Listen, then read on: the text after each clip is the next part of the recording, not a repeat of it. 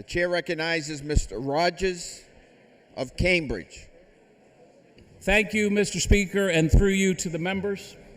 I rise today in strong support of H. 4005, a bill I introduced entitled An Act to Properly Punish the Solicitation of Felony Crimes.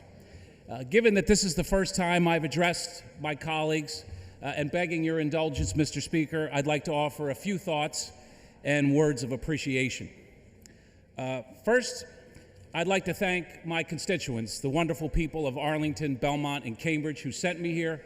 I never take for granted your support, and I have a wonderful constituency, including District Attorney Marion Ryan of Belmont, with whom I collaborated on this bill. Mr. Speaker, I'd like to thank you for your leadership and for your guidance.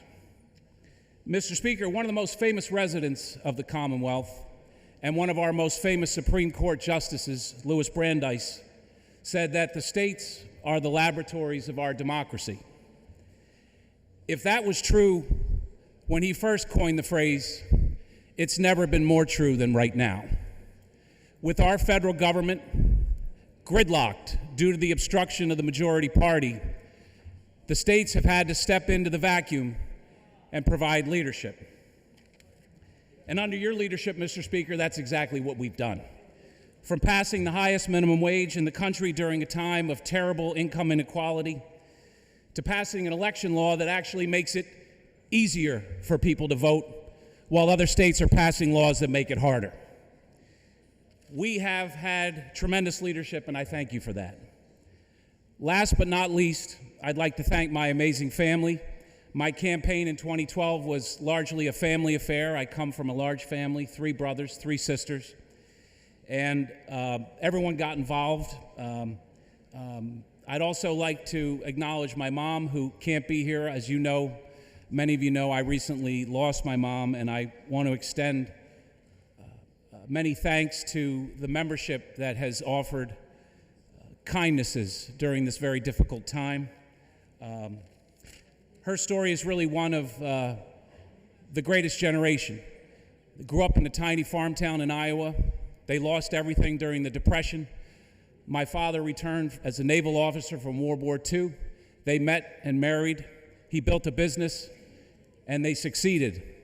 And we lost my dad early in life. I was only 12, and she rose to that occasion and held a family of 7 children together. And I'll never forget what a wonderful person she is. And again, I thank the membership for flowers, for cards, many handwritten notes, and I'll never be able to thank you enough. And my mom loved this place, Mr. Speaker. I'll never forget I called you to ask if she could be sitting next to me when I was sworn in, and before I could put down the phone, the word came back, of course, let's set up a chair for her.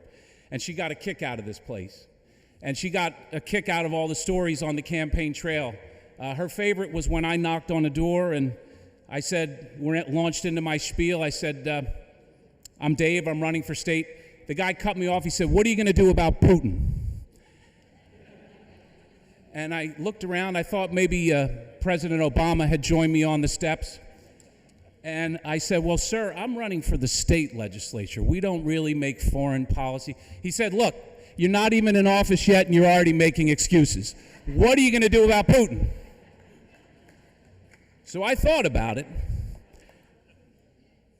And I said, sir, if you vote for me, I'm going to sit down and talk to Vladimir Putin and tell him a thing or two. He said, you got my vote? And away I went. True story. So if you send any delegations to Russia, you might not want to send me.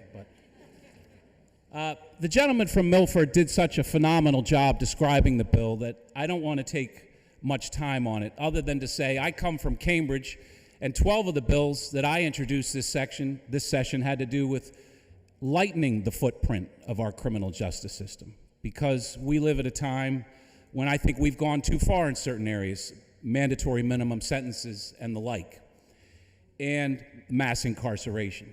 And I know the Pew Charitable Trust is doing a study with the Council on State Governments, and we're going to take action. I look forward to working with you, Mr. Speaker, on that. But Marion Ryan, the district attorney, came to me and she said, Dave, a guy went to an undercover cop and tried to have his wife killed. He had an elaborate plan to do it. and he was willing to pay big money to have it done. But because the cop didn't have the requisite mental state, the intent to kill, he could only be charged with solicitation, not conspiracy. And solicitation only carries 2.5 years. This guy had hatched an elaborate plan to kill his wife and only face 2.5 years. And while I may come from a liberal district, I'm not an ideologue, and it's an outrage that he only faced 2.5 years. This bill fixes a major shortcoming in our system. I'm proud to support it. Thank you again, Mr. Speaker, and thanks for your time.